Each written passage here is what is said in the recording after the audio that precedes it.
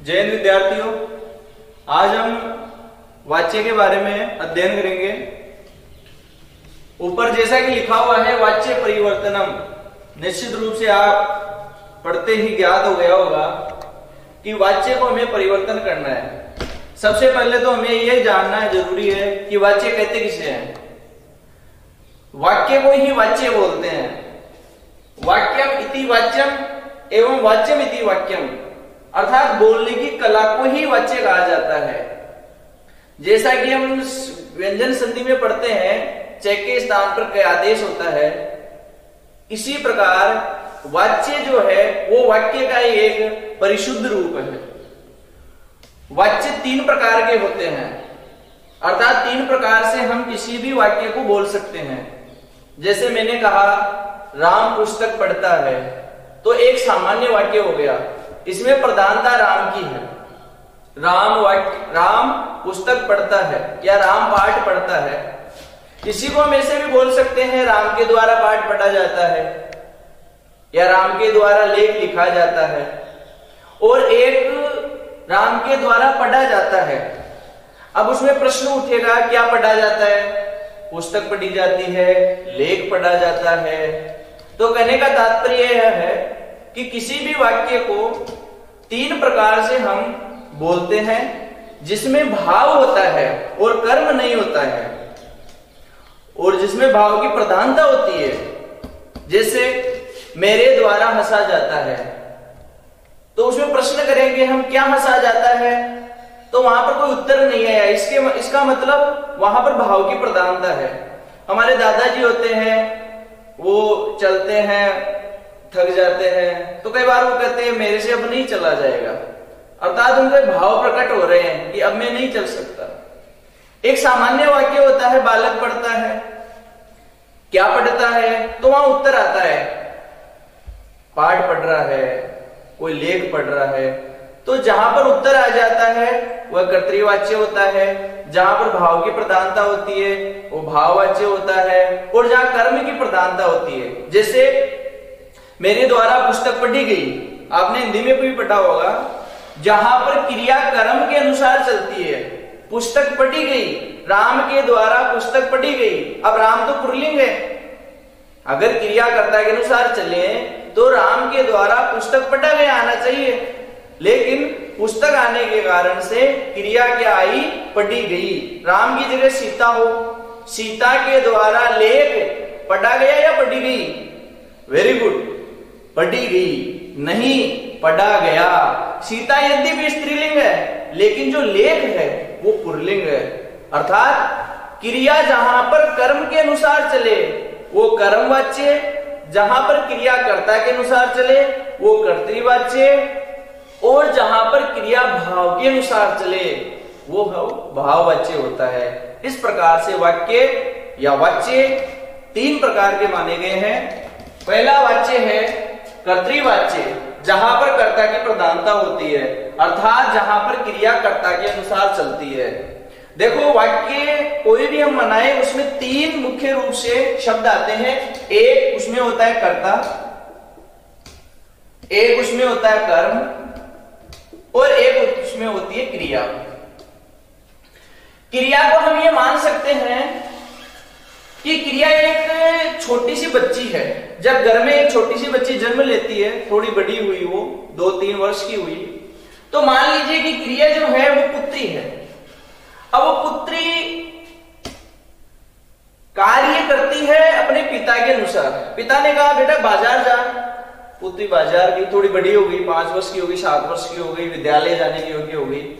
पिता ने कहा पुत्री स्कूल जा, वो बैग उठाती है, स्कूल जाती है। पुत्री स्कूल से वापस आती है, पिता ने कहा बेटा ये पैसे पकड़, बाजार जाके दूध लेके आ, वो दूध लेके आती है। पिता ने कहा बेटा अब यहाँ बैठ जा, पढ़ ले, तो पुत्री पढ़ने लग जाती है। तो जैसे पिता कहता है वैसे पुत्री उसके अनुरूप आचरण करती है। अर्थात कर्तृवाच्य में जो है वो पुत्री जो है वो पिता के अनुसार चलती है। तो कर्तृवाच्य में जो पिता है वो प्रधान होता है, अर्थात जो कर्ता है वो प्रधान होता है, और पुत्री उस पिता के अनुसार चलती है, अर्थात कर्ता के अनुसार चलती है। तो क्रिया हमेशा कर्तृवाच्य में कर्ता के अनुसार ही चलेगी। अर्थात यहाँ पर बालक है ये तो यहाँ पर पठती हो जाएगा। यहाँ पर मान लीजिए बालक नहीं हो और बालकौ हो तो यहाँ पर पठती पठते में परिवर्तन हो जाएगा। इसी प्रकार मान लीजिए यहाँ बालकौ नहीं हो या बालकाः हो तो फिर यहां पर भी क्रिया बहुवचन में हो जाएगी। अर्थात कर्ता अगर एक वचन का होगा तो क्रिया भी एक वचन की होगी, कर्ता अगर द्विवचन का होगा तो क्रिया भी द्विवचन की होगी, और अगर कर्ता बहुवचन होगा तो क्रिया भी बहुवचन की होगी। यह बात हमें ध्यान रखना है। एक बीच में शब्द लिखा हुआ है कर्म पाठम, ये क्या है? इसका तो हमने समझ लिया कि क्रिया कर्ता के अनुसार चलती है, यहां पर एक वचन है इसलिए एक वचन की क्रिया हो गई। लेकिन ये जो बीच में एक पद लिखा हुआ है पाठम, ये उस बच्ची का आगामी समय में होने वाला गौण पति है, जिसका उसे मालूम नहीं है मेरा पति कौन होगा। वो उसके लिए 2 नंबर का है भी, उसके लिए प्रधान जो 1 नंबर का है वो उसका पिता है, और चूंकि वो अपने पिता के अनुसार चलती है इसलिए वो भी 1 नंबर की हो जाएगी। लेकिन उसका जो पति है वो उसके लिए 2 नंबर का होगा। अर्थात हम ये कह सकते हैं कि कर्तृवाच्य में 121 नंबर का सूत्र लगेगा। 121 में 1 का मतलब है कर्ता में प्रथमा विभक्ति होगी हमेशा, हमेशा कर्ता में प्रथमा विभक्ति होगी। कौन से वाच्य में? वेरी गुड, कर्तृवाच्य में। कर्तृवाच्य में 121 नंबर का सूत्र लगेगा और कर्ता में हमेशा प्रथमा विभक्ति होगी, और क्रिया हमेशा कर्ता के अनुसार चलेगी, पुत्री हमेशा पिता के अनुसार चलेगी।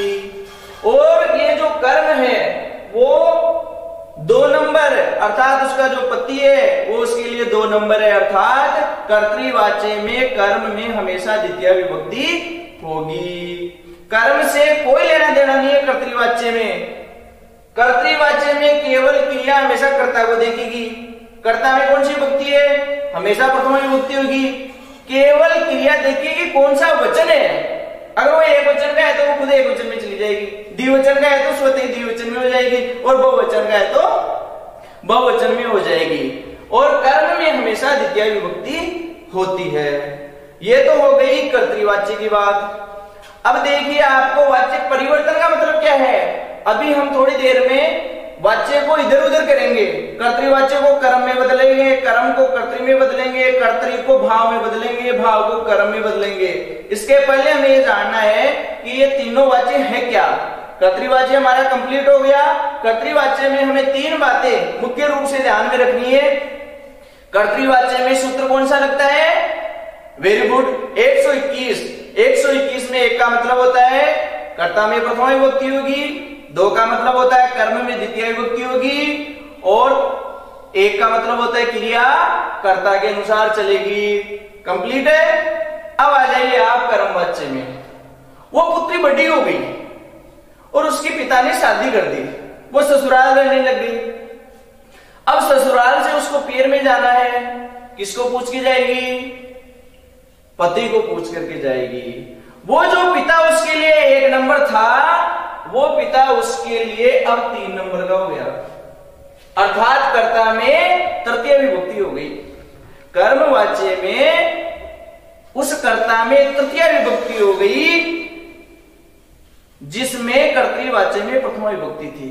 अर्थात वो पिता जो 1 नंबर का था उस पुत्री के लिए, वो पिता कर्मवाच्य में उसके लिए 3 नंबर का हो गया। और जो पति उसके लिए 2 नंबर का था वो पति अब उसके लिए 1 नंबर का हो गया।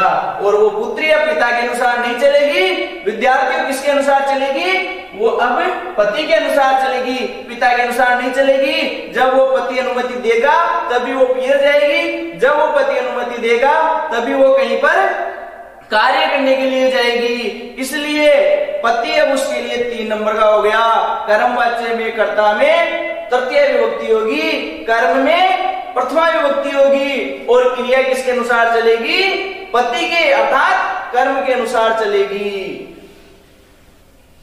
इस प्रकार से आपको यह ध्यान में रखना है। इसमें बालके जो था वो बालकिन में बदल गया, पाठम जो था वो पाठ्य में बदल गया और जो पठती था वो पठ्यते में बदल गया। यहां पर आप देखिए ऊपर वाले वाक्य में लिखा हुआ है पठती कर्तृवाच्य में, और कर्म वाच्य में जो क्रिया है वो लिखी हुई है पठ्यते। ये दोनों जो है उनका अर्थ एक ही होता है पढ़ना, लेकिन जो दोनों हैं उनमें पठ धातु तो समान है, लेकिन बाद में इसमें कर्तृवाच्य में ती जुड़ा हुआ है और ये जो कर्म वाच्य है इसमें ये ती जुड़ा हुआ है। इसके लिए आपको ये टेबल याद करनी पड़ेगी। लट लकार में जो कर्तृवाच्य है उसमें जो क्रिया रूप चलते हैं वो इस प्रकार से चलते हैं, पठती पठते पठती, जो एक स्वाभाविक रूप से आप कक्षा 6 से अध्ययन करते हुए आ रहे हो। और जब कर्म वाच्य में हम बदलते हैं तो उसमें क्रिया ऊपर वाली नहीं आकर के, पठती पठते वाली नहीं आकर के पठ्यते पठ्यते पठ्यन्ते वाली आती है। इसका आपको याद करना होगा, धातु दोनों में समान है, दोनों के रूप थोड़े पृथक पृथक और भिन्न रूप से चलते हैं। कर्मवाच्य और भाववाच्य में जो क्रिया आएगी लट लकार में वो इस प्रकार से रूप चलेंगे और जो कर्तृवाच्य में आते हैं उसके इस प्रकार से चलेंगे।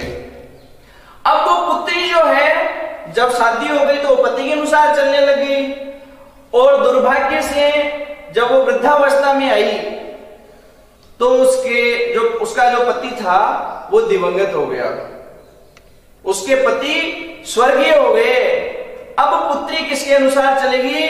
पुत्री अब दादी बन चुकी है, पुत्री ना तो पति तो है ही नहीं, अभी भी उसके लिए जो उसका पिता है वो 3 नंबर का ही रहेगा। अब वो अपने अनुसार चलेगी, अब वो स्वतंत्र हो गई, अब वो किसी के अनुसार नहीं चलेगी। दादी हमेशा दादी रहती है, वो कभी भी किसी को भी आदेश देकर के कोई भी काम करवा लेती है, इसलिए दादी स्वतंत्र होती है। दादी किसी के अनुसार नहीं चलेगी, दादी स्वयं के अनुसार चलेगी। अभी भी उस दादी के लिए उनका पिता 3 नंबर का ही रहेगा, वो वापस 1 नंबर का नहीं होगा। इसलिए भाववाच्य में कर्ता में हमेशा तृतीया विभक्ति होगी और क्रिया में कोई विभक्ति नहीं होगी, किसी के अनुसार नहीं चलेगी, वो खुद के अनुसार चलेगी। इसलिए भाववाच्य में क्रिया हमेशा प्रथम पुरुष की एकवचन होती है, हमेशा भाववाच्य में क्रिया हमेशा प्रथम पुरुष की एकवचन होगी, क्योंकि इसमें कर्म है नहीं तो किसके अनुसार चले? पिता के अनुसार तो चलेगी नहीं, कर्म है नहीं तो खुद के अनुसार चलेगी, तो हमेशा प्रथम पुरुष की एकवचन आएगी क्रिया। अब आ जाइए आप वाच्य परिवर्तन में। ये तीनों बातें आपको समझ में आ गई होगी, मैं पुनः बता देता हूं आपको। 121 नंबर का सूत्र लगेगा कर्तृवाच्य में, अर्थात कर्ता में प्रथमा विभक्ति, कर्म में द्वितीय विभक्ति, और क्रिया किसके अनुसार चलेगी? कर्ता के अनुसार। और कर्म वाच्य में कर्ता में प्रथमा विभक्ति, कर्म माफ करना, कर्म वाच्य में कर्ता में तृतीय विभक्ति, कर्म में प्रथमा विभक्ति, और क्रिया कर्म के अनुसार चलेगी। और भाववाच्य में कर्ता में प्रथमा विभक्ति तृतीय विभक्ति और क्रिया स्वतंत्र रहेगी, हमेशा नित्य प्रथम पुरुष की एकवचन होगी। अब हमारे जो परीक्षा में प्रश्न आता है वो इस प्रकार से आता है, ना तो वहां ये लिखा हुआ था कि ये कर्तृवाच्य या कर्मवाच्य है या फिर भाववाच्य है, स्वयं को पहचानना पड़ता है कि ये कौन सा वाच्य है, और ना वहां ये लिखा हुआ आता है कि ये कर्तृवाच्य है तो उसको कर्मवाच्य में बदलो। वहां केवल प्रश्न आता है वाच्य परिवर्तन कुरुत, वाच्य परिवर्तन कीजिए, और वहां पर एक वाक्य लिखा हुआ आता है, तो हमें सबसे पहले पहचानना पड़ेगा कि ये कौन सा वाच्य है, और फिर उसके बाद में हमें उसको बदलना है। सबसे मेन ध्यान देने योग्य बात यह है कि जहां पर कर्म होता ही नहीं है वो तो हमेशा भाववाच्य होता है। लेकिन कई बार क्या होता है कि इस प्रकार से वाक्य आता है, एक वाक्य है आपके सामने, राम है लेखम पठती। मान लीजिए परीक्षा में ये वाक्य आ गया, राम है लेखम पठती। अब इसको आपको वाच्य परिवर्तन करना है, तो सबसे पहले आपको क्या करना है, इसमें आपको ये पहचान करनी है कि वाच्य है कौन सा। अब आप कैसे पहचान करोगे? थोड़ी देर पहले हमने पढ़ा था कि जहां पर कर्ता में प्रथमा विभक्ति होती है वो कर्तृवाच्य होता है, जहां पर कर्ता में तृतीय विभक्ति होती है वो कर्मवाच्य और भाववाच्य होता है। तो यहां पर देखिए कर्ता में कौन सी विभक्ति है? वेरी गुड, प्रथमा विभक्ति। प्रथमा विभक्ति का कौन सा वचन है? एक वचन। क्या लिखा हुआ है? राम है। क्रिया किसके अनुसार चल रही है? कर्ता के अनुसार या कर्म के अनुसार? वेरी गुड, कर्ता के अनुसार। तो इसका मतलब कौन सा वाच्य हो गया है? कर्तृवाच्य। अब इसको कौन से वाच्य में बदलना है? कर्म वाच्य में। कर्म वाच्य का सूत्र क्या है? 311। तो 121 को 311 में बदलना है। अब यहां आपको ध्यान देने मुख्य मुख्य बातें जो है, यहां पर थोड़ा सा आप गौर करना। रामे जो है वो प्रथमा का एक वचन है, तो ये तृतीया के एक वचन में बदलेगा। जिस विभक्ति का जो वचन है उसी विभक्ति के उसी वचन में बदलेगा। आपको ये नहीं करना है कि प्रथमा विभक्ति का एक वचन है वो तृतीय विभक्ति की आप चाहे जिस वचन में बदल दो। अगर एक वचन का है तो एक वचन में बदलेगा, द्विवचन का है तो द्विवचन में बदलेगा, बहुवचन का है तो बहुवचन में ही बदलेगा। इसलिए राम का जो प्रथमा का एक वचन है वो तृतीय के एक वचन में क्या हो जाएगा? वेरी गुड, रामेण। फिर आ जाइए लेखम में। लेखम में कौन सी विभक्ति है? द्वितीय। इसको किस में बदलना है? प्रथमा विभक्ति में। अब लेखम पुल्लिंग है या स्त्रीलिंग है या नपुंसक है? स्त्रीलिंग तो हो ही नहीं सकता। पुल्लिंग और नपुंसक में थोड़ा सा हमें कुछ संदेह होता है, इसलिए आपको टेबल सारणी अंत में लिखा दी जाएगी। उसके आधार पर आप आराम से पहचान कर पाओगे कि ये मुख्य मुख्य शब्द होते हैं, ये पुल्लिंग के होते हैं, और ये मुख्य मुख्य शब्द होते हैं जो नपुंसक के होते हैं। जैसे फल है, फलम, पुष्पम, पर्णम, पत्रम, पुस्तकम, ये इत्यादि जो शब्द है, वनम, अरण्यम, व्यजनम, वातायनम, ये नपुंसक की गणना में आते हैं। और पाठ है, लेख है, शब्द है, ये इस प्रकार के जो शब्द है, किसी का नाम हो, राम है, श्याम है, कृष्ण है, देवालय, जिस शब्द के आगे आलय जुड़ जाता है वो तो वैसे पुल्लिंग होता है। विद्यालय, शिवालय, देवालय, और मंदिरम नपुंसक आएगा। ये नपुंसक होते हैं, पुल्लिंग होते हैं। स्त्रीलिंग आप आराम से पहचान सकते हो। जिसके अंत में आकारांत और इकारांत होते हैं वो अधिकांश स्त्रीलिंग के होते हैं। उनमें भी नाम वाले पुल्लिंग के भी होते हैं। वो आगे की बात है, जब एक टेबल आप सारणी स्मरण करोगे तो निश्चित रूप से आप इसमें पारंगत हो जाओगे। इसमें आपको कोई समस्या नहीं आएगी। यहाँ पर मुख्य ध्यान देने योग्य बात यह है कि जो लेखम है उसको हमें प्रथमा विभक्ति में बदलना है। तो लेखम का क्या हो जाएगा? लेख है। अगर आपको राम शब्द स्मरण है तो आप उसको बोल करके देख सकते हो कि रामम कहां पे आता है? द्वितीया के एक वचन में। तो प्रथमा के एक वचन में रामम का होता है राम है, तो लेखम का क्या हो जाएगा? लेख है। तो यहां पर लेखम का लेख हो गया। अब आ जाइए आप क्रिया पर। 311 में क्रिया किसके अनुसार चलेगी? यहां पर अक्सर विद्यार्थी गलती कर जाते हैं, यहां पर लिख देते हैं पठती। ये हमेशा गलत हो जाएगा अगर आपने पठती लिख दिया तो। आपको ये ध्यान रखना है कि कर्मवाच्य और भाववाच्य में जो क्रिया रूप है वो अलग चलते हैं और कर्तृवाच्य में अलग चलते हैं। इसलिए ध्यान रखना, कर्मवाच्य में और भाववाच्य में रूप चलेंगे। ये पठ्यते, पठ्यते, पठ्यन्ते, पठ्यसे, पठ्यते, पठ्यद्वे, पठ्ये, पठ्यवय, पठ्यमे। और इनमें भी आपको ये ध्यान रखना है कि क्रिया चल किसके अनुसार रही है। अगर आपने थोड़ी सी भी गलती कर दी तो पूरा वाच्य आपका गलत हो जाएगा। इसलिए यहां पर आपको के लिए देखना है कि इसमें धातु कौन सी है पठती में। तो धातु कौन सी है? वेरी गुड, पठ धातु। और अब कर्मवाच्य में रूप देखो, ये नो रूप है। नो के नो रूपों का एक ही अर्थ होता है पढ़ना, लेकिन हमें लगाना कौन सा है? यहां पर प्रथमा का एक वचन है तो क्रिया भी प्रथम पुरुष की एक वचन होगी। जैसा कि मैंने आपको बताया था कि कर्मवाच्य में पुत्री जो शादीशुदा हो गई है वो पति के अनुसार चलती है। तो यहां पर पति जो है वो उसमें प्रथमा का एक वचन है, तो शादीशुदा उस महिला में भी प्रथम पुरुष की एक वचन ही क्रिया आएगी। यहां पर प्रथम पुरुष की एक वचन क्रिया क्या है? पठ्यते। तो यहां पर आ जाएगा पठ्यते। ये आपका वाच्य परिवर्तन हो गया। अगर मान लीजिए वो उल्टा दे देता है, ये नीचे वाला कर्मवाच्य में दे देता है, तो आपको कर्तृवाच्य में बदल देना है, कोई समस्या नहीं है। 311 में दे दे 121 में बदल दो, 121 में दे दे तो 311 में बदल दो। अन्य उदाहरण देखिए, बालकाः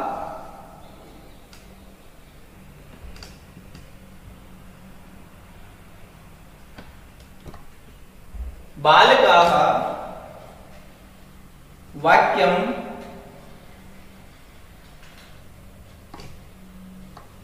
पठन्ति। बालकाः वाक्यम पठन्ति। पहचान कीजिए कौन सा बच्चे है, कौन सी विभक्ति है बालकाः में? प्रथमा विभक्ति। Very good. कौन सा वाच्य हुआ? कर्तृवाच्य। कौन सा सूत्र लगा हुआ है इसमें? अगर आपने केवल पहले प्रथम जो कर्ता में देख ली विभक्ति, तो पीछे का देखने की जरूरत नहीं है आपको। कर्ता में अगर प्रथमा विभक्ति तो सीधी सी बात है कर्तृवाच्य है। अब सीधा इसको कर्मवाच्य में बदल दो, 121 को 311 में बदल दो। बालका का क्या होगा? बालकेन होगा या बालकई? बालकई। क्यों होगा बालकई?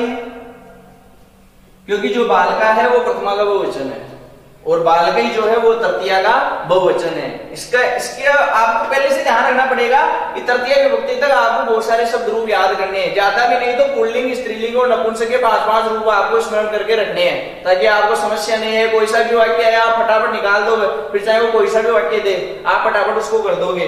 इसलिए बालका का बालकई हो गया, नहीं तो आप कर्ता में ही टक जाओगे और आप वाच्य कभी सब कर ही नहीं पाओगे शुद्ध। इसलिए ध्यान रखना कि आपको 5-5 रूप स्मरण करने हैं, तीनों लिंग हो गए।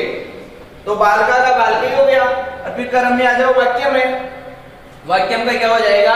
वाक्यम। अब आप कहोगे कि सर पहले तो आपने लेखम का लेखक कर दिया और वाक्यम का यहां वाक्यम कर रहे हो, क्यों? क्योंकि बेटा वाक्यम नपुंसक शब्द है और नपुंसक शब्द में एक विशेषता होती है कि नपुंसक शब्द की जो प्रथमा विभक्ति होती है वही द्वितीय विभक्ति होती है, अर्थात प्रथमा और द्वितीय विभक्ति समान चलती है। फलम फले फलानी और फलम फले फलानी, पुस्तकम पुस्तके पुस्तकानी और पुस्तकम पुस्तके पुस्तकानी। तो ये वाक्य ऊपर वाला नहीं है, ये है तो प्रथमा विभक्ति का एक वचन ही, लेकिन ये समान रूप इसलिए है क्योंकि दोनों की विभक्ति एक समान चलती है। तो बालकई वाक्यम। अब आ जाइए क्रिया में, कौन सी धातु है? पठ। अब किसके अनुसार चलेगी ये? पति के अनुसार चलेगी या पिता के अनुसार चलेगी? वेरी गुड, पति के अनुसार। पति क्या है? वाक्यम। कौन सी विभक्ति है? प्रथमा। कौन सा वचन है? एक वचन। अब बहुत सारे विद्यार्थी यहाँ गलती कर देते हैं क्योंकि ऊपर वाली जो क्रिया वो तो बहुवचन में है। अब बताइए आप पठ्यते आएगा या पठ्यन्ते आएगा? पठ्यते। क्या आएगा? पठ्यते। यद्यपि कर्तृवाच्य की जो क्रिया है वो बहुवचन में है। क्यों है बहुवचन में? क्योंकि वो तो कर्ता के अनुसार चल रही है, तो कर्ता बहुवचन में तो वो भी बहुवचन में होगी। लेकिन कर्मवाच्य में तो कर्ता से कोई लेना देना ही नहीं है, में डायरेक्ट कर्म से लेना देना है। कर्म एक वचन में है तो क्रिया भी एक वचन में आएगी, इसलिए यहाँ पठ्यन्ते नहीं आएगा, यहाँ पर आएगा पठ्यते। एक बात हमेशा दिमाग में जमा लो कि कर्मवाच्य में हमें कर्ता से कोई लेना देना नहीं है, केवल कर्ता में तृतीय विभक्ति करके छोड़ देनी है। हमें मुख्य रूप से ध्यान रखना कर्म का। कर्म में जो वचन है वही क्रिया में वचन होगा। तो ये बालका वाक्यम पठन्ति, बालका का हो गया बालकई, वाक्यम का हो गया वाक्यम, पठन्ति का हो गया पठ्यते। अब आप देखिए एक वाक्य पुनः, तीसरा वाक्य देखिए। सीता विद्यालयम गच्छति। सीता विद्यालय जाती है। अब बताइए कौन सा वाच्य है? ये कर्तृवाच्य है या कर्मवाच्य है? वेरी गुड, सीता एक है और प्रथमा विभक्ति, इसका मतलब ये कर्तृवाच्य है। अब इसको कौन सा सूत्र है? 121 311 में बदलिए। सीता का क्या होगा? यही अटक जाओगे आप अगर आपको आकारांत स्त्रीलिंग रूप नहीं आता तो। इसलिए आपको एक आकारांत शब्द सबसे पहले याद करना है। रमा शब्द याद कीजिए आप। रमा रमे रमा, रमा रमे रमा।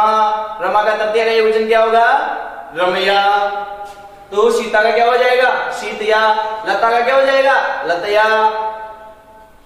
इस प्रकार से सीता का हो जाएगा सीतया। 121 को आपने 311 में बदलना है। सीता का हो गया सीतया।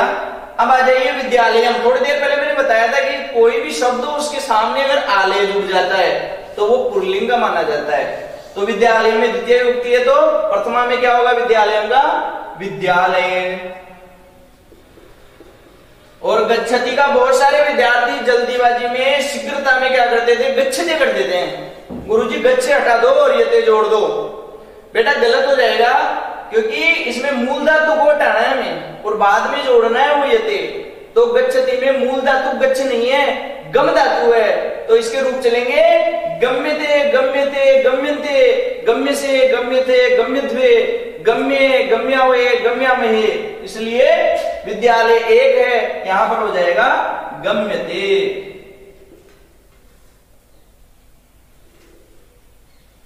मुझे नहीं लगता किसी विद्यार्थी को समझ में नहीं आ रहा है, फिर भी अगर आपको कहीं समस्या है तो आप एक उदाहरण और देखिए, उसके बाद में हम वाक्य को कंप्लीट करेंगे।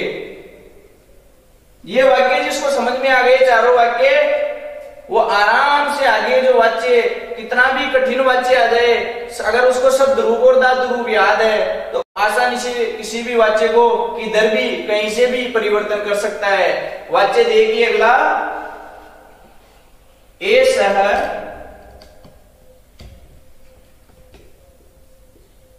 पुस्तकानि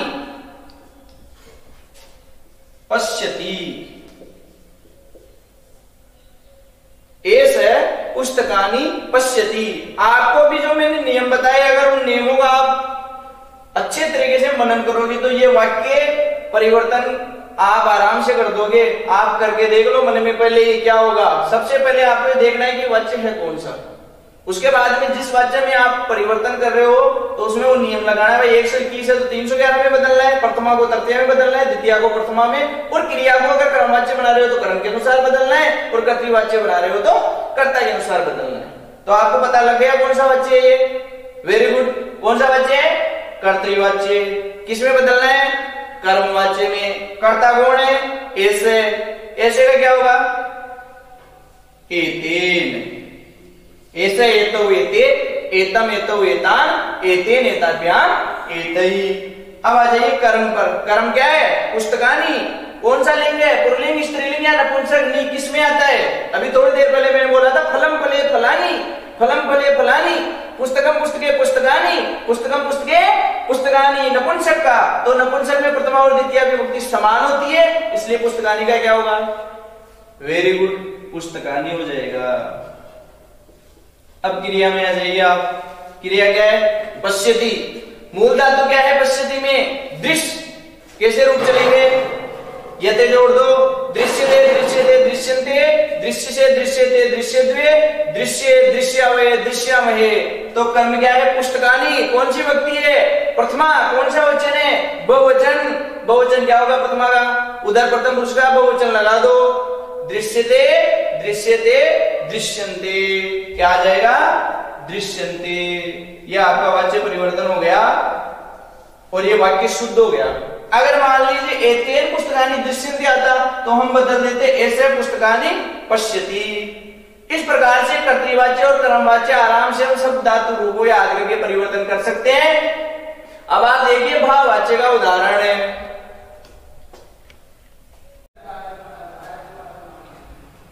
अब आ जाइए हम पढ़ते हैं भाववाच्य परिवर्तन कैसे होता है।